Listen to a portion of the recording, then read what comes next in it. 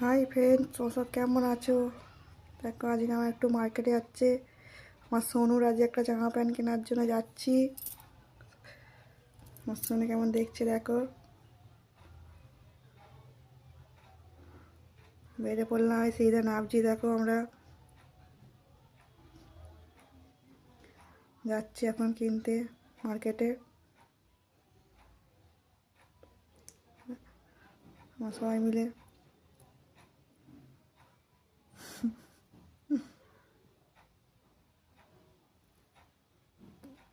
অনেকটাই যেতে হয়, আমাদের একটু হেঁটে হেঁটে যেতে হয়। এই চলে এলাম মার্কেটে। দেখো এখানে বহুত দোকান আমাদের এখানে।